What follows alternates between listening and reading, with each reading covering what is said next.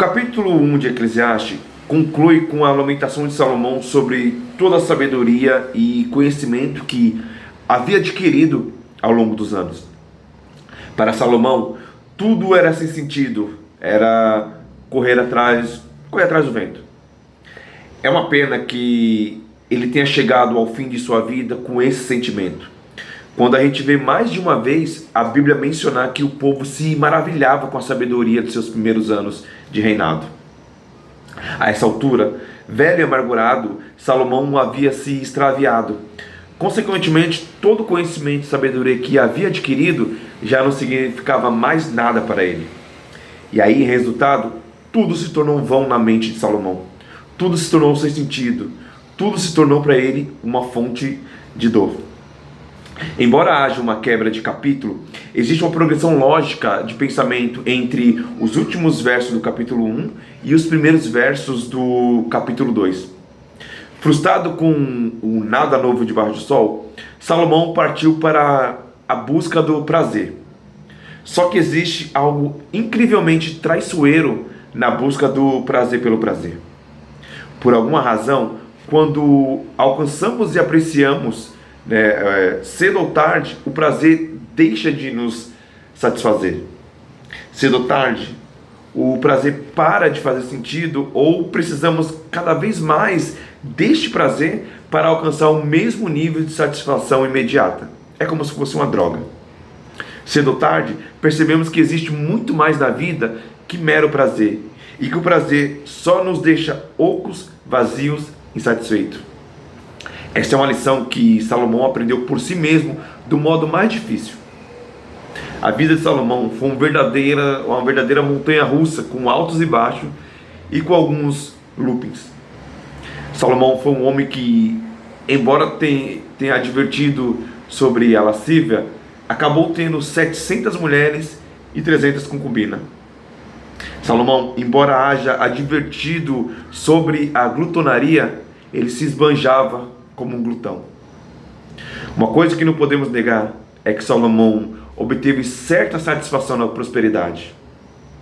Em Eclesiastes 2:10 vai dizer: tudo quanto desejaram os meus olhos, ele conseguiu. Mas no fim, a satisfação não durou, não cumpriu os seus desejos mais básicos, que era preencher o vazio do coração. Se as posses materiais pudessem trazer felicidade, Salomão teria sido a pessoa mais feliz do mundo. E ao ler Eclesiastes, você pode ver que essas não são as palavras de um homem feliz. Tudo que Salomão teve foram coisas físicas. Todos os seus desejos físicos foram satisfeitos. Porém, chegou um momento de sua vida que ele teve um tremendo vazio do tamanho de Deus dentro de seu coração. Existe um componente espiritual ou moral em nós que todas as coisas físicas do mundo não podem satisfazer. E Salomão é a prova disso. Interessante que hoje, mesmo no assim chamado países de primeiro mundo, em que as pessoas têm riqueza e prosperidade materiais, os níveis de infelicidade e descontentamento com a vida às vezes são muito mais elevados do que as nações em que as pessoas são mais pobres. Em Eclesiastes 2:15, Salomão continua sua saga por resposta. Perdão. Ele vai continuar dizendo assim: pelo que eu disse comigo mesmo, como acontece ao astuto, assim me sucede a mim. Porque, pois, busquei eu mais a sabedoria. Então disse a mim mesmo, que também isso era vaidade. Salomão estava tendo dificuldade. Toda a sua sabedoria que ele cria tinha sido inútil. Então buscou prazer e alegria, e achou apenas vazio.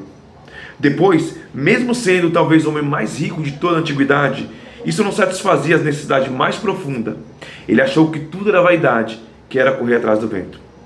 Jesus disse algo que se relaciona muito perto do que Salomão está dizendo aqui. Falando sobre o Pai, Jesus disse: para que vos torneis filhos do vosso Pai Celeste, porque Ele faz nascer o seu sol sobre os maus e os bons, e vir chuva sobre os justos e injustos. Em outro momento, depois de falar sobre alguns galileus cujo sangue de Pilatos misturava com sacrifício, Jesus disse: pensai que esses galileus eram mais pecadores do que todos os outros galileus, porém padeceram essas coisas? Não era. E eu vos afirmo, se porém não vos arrependeres, todos igualmente perecerei. Nessas duas ocasiões, Jesus falava sobre algo que parece óbvio a todos, que a dor e o sofrimento não são sorte apenas dos maus, os bons também sofrem. A diferença é que Salomão, vendo esse fato, queria que tudo o que fazemos é inútil, porque todos nós, tolos e sábios, acabamos morrendo. Só que Jesus chegou à conclusão diferente. Se não nos arrependemos, todos igualmente pereceremos. Jesus estava falando de algo que vai além do destino imediato, tanto dos ímpios como do justo. Só que Salomão não sabia desistir. Já era bastante triste que todos os seus empreendimentos mundanos não tivessem dado resultado.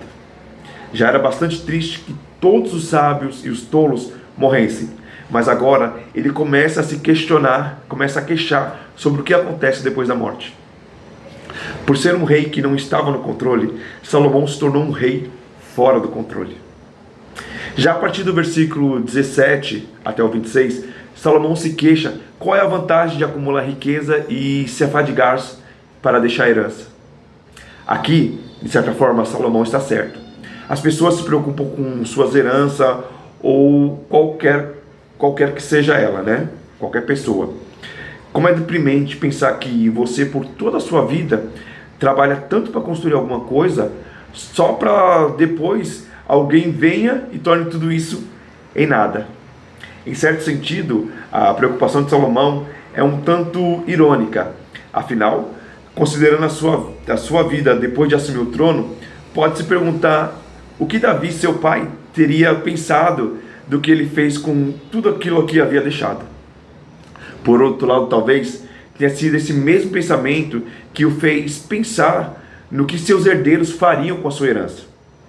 Salomão parece estar dizendo: bem, visto que não existe nada que eu possa mudar sobre os meus herdeiros, sobre o que os meus herdeiros vão fazer, também posso ter uma vida boa agora, então eu posso desfrutar das minhas conquistas, do meu bem material. E aqui nesse ponto, ele não estava defendendo a licenciosidade, né? Apesar que ele já ter feito isso lá atrás.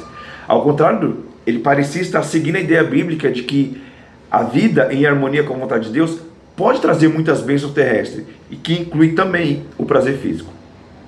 Sabe, falando de herança, preciso lembrar que você também é herdeiro, recebendo de Deus o maior presente possível, a salvação em Jesus Cristo.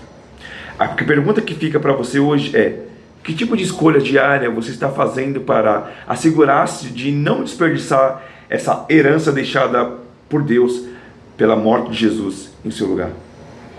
Pense nisso. Salomão, ele errou. Salomão fez tudo que não devia fazer. E esse livro de Eclesiastes é um aviso para nós, é uma forma reflexiva de pensarmos o que estamos fazendo com nossa vida. Que nós possamos refletir e não cair no mesmo erro que Salomão, tá certo? Terminamos por aqui o capítulo 2 de Eclesiastes e te espero no próximo capítulo, se assim Deus permitir. Até lá!